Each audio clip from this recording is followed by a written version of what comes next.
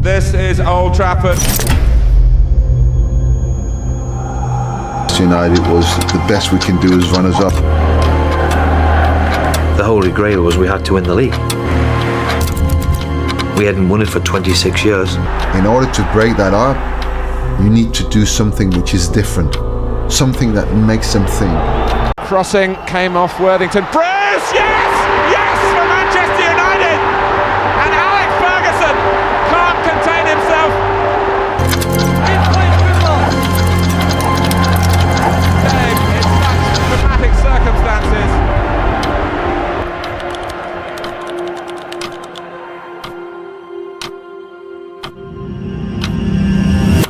In the hallowed grounds of Old Trafford, history casts a long, formidable shadow. For decades, one name was synonymous with Manchester United: Sir Alex Ferguson. He didn't just win trophies, he redefined what a football club could be. But since his departure, the echoes of greatness have often drowned out the whispers of hope. Cast your mind back to 1986. Manchester United was adrift, a club rich in history but drowning in mediocrity and internal strife. Sir Alex Ferguson arrived at a club in chaos, a team fractured, a culture lacking the steel that would soon define it. Doubts swirled, the press was relentless, and the task seemed insurmountable. And fast forward, imagine Ruben Amorim stepping into a similar vortex. A Manchester United perhaps even more steeped in the weight of its own recent failures, burdened by inflated expectations and a squad struggling for identity. The comparisons would be instant, the pressure immense. Both men tasked with resurrecting a fallen giant from the depths of its own disarray. The first step in building a new empire is to lay a foundation. Sir Alex Ferguson's architectural blueprint was simple, but his execution was meticulous and unrelenting. His philosophy was clear: relentless, attacking football. He wanted his team to overwhelm opponents, to play with width, pace, and an unwavering belief in their ability to score. He didn't just talk about it, he built the team around it.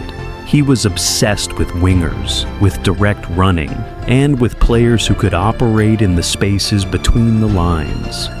His football was not for the faint of heart. It was a blend of brutal efficiency and breathtaking flair.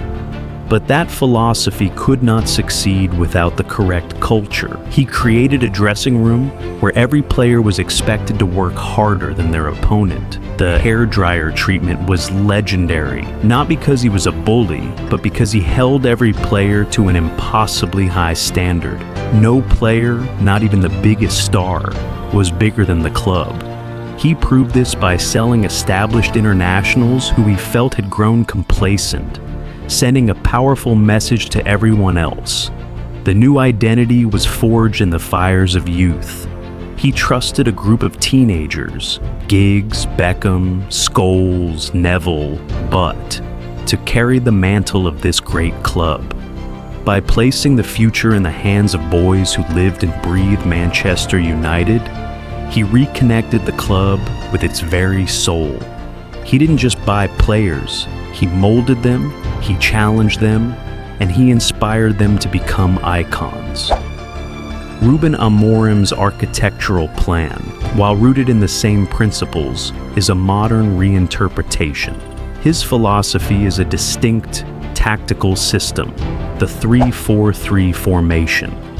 It's a system designed for a different era of football, one where a high press and positional superiority are key. He would implement this system with an almost scientific precision. The wingbacks would be the engine of the team, providing width and attacking thrust, while the central midfielders would be the metronomes, controlling the tempo. The three-man defense would give them a solid, stable base to build from. It's a complex system that requires tactical discipline, but it creates a clear identity and a framework for success. His culture, like Ferguson's, is non-negotiable. It's built on relentless work ethic, humility, and absolute tactical adherence. Amorim is not a man to yell and scream. His demeanor is calm but firm. He commands respect through his knowledge and his clear-eyed vision. He would demand that every player, regardless of their reputation, buys into the system. There would be no room for ego or complacency. He would weed out the players who aren't willing to work for the collective, just as Ferguson did. The new identity would be forged not just in youth, but in the collective. He would take a handful of key players and turn them into the nucleus of the team, the leaders on and off the pitch who would embody the new principles. He would challenge the youth to earn their places, not by showing moments of brilliance, but by proving they can consistently adhere to the new tactical and cultural demands. The goal is to create a new, united way that is built for the modern game, a team that is intelligent, relentless, and unified.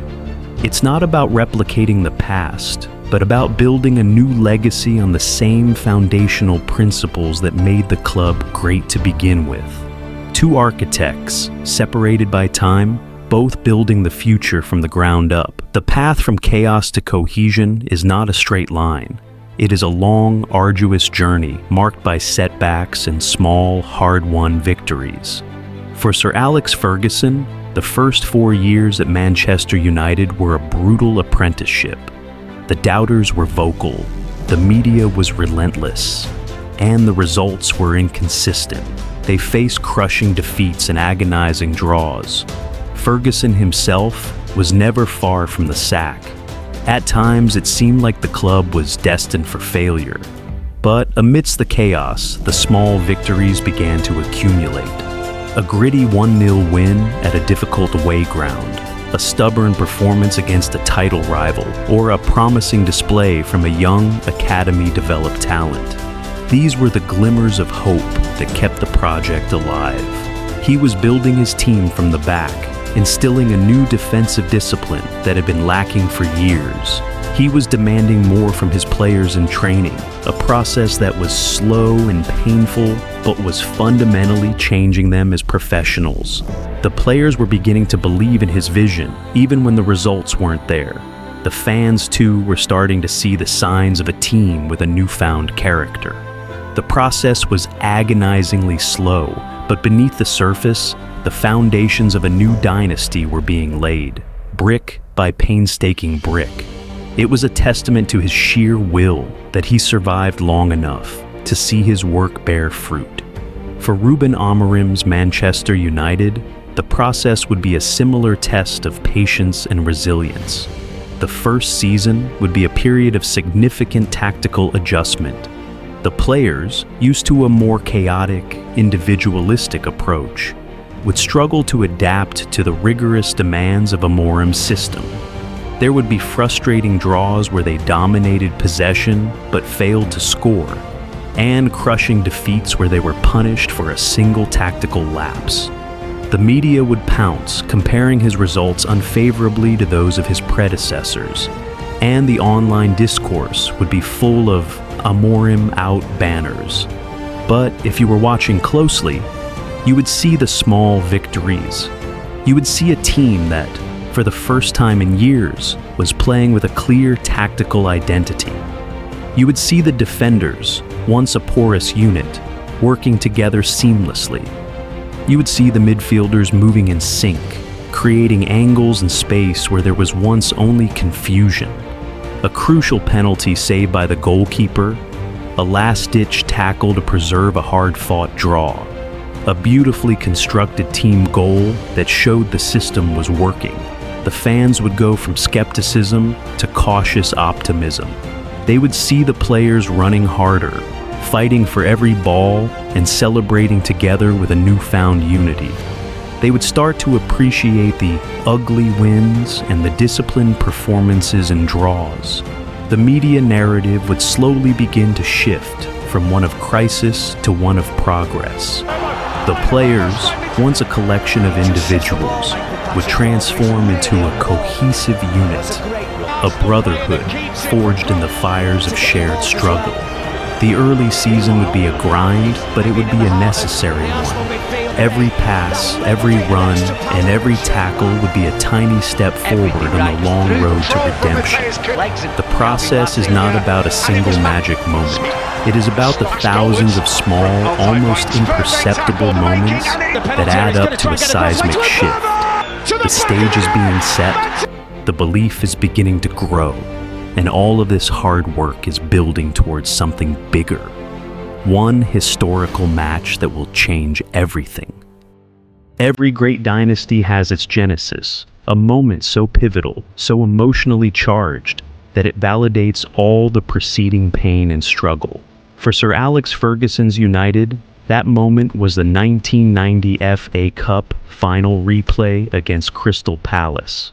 It was a single, improbable victory that didn't just win a trophy, it saved a career, ignited a belief, and signaled to the world that Manchester United was back.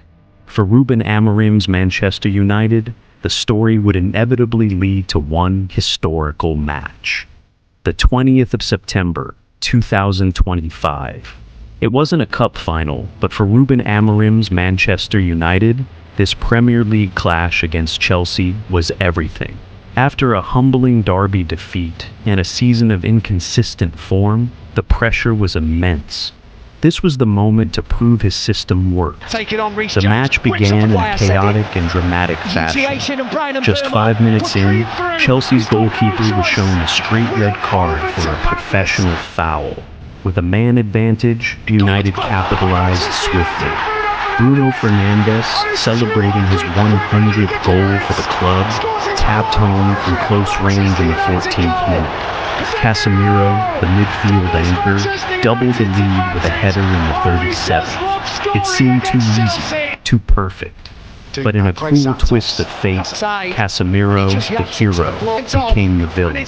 In first half stoppage time, he received a second yellow card, evening the numbers and putting United under immense pressure. This was the true test of Amorim's new culture. Would they collapse as they had so many times before? The second half was a brutal, physical battle. United's newfound discipline was on full display. The defense, led by Harry Maguire and Matthias de Ligt, held firm, thwarting every Chelsea attack. A nervous finish was set up when Chelsea pulled a goal back in the 85th minute. The crowd held its breath for 7 minutes of added time, but this was a different Manchester United. They defended with an unyielding passion and cohesion that had been so often lacking. When the final whistle blew on the 2-1 victory, the eruption from the crowd was one of pure relief and vindication. This wasn't just a win, it was a seismic shift. It was the moment that the players fully validated the system, and the fans saw that this team, forged by Amorim, was built with the resilience to withstand any storm. The old narrative was laid to rest. This match proved that a new era had begun,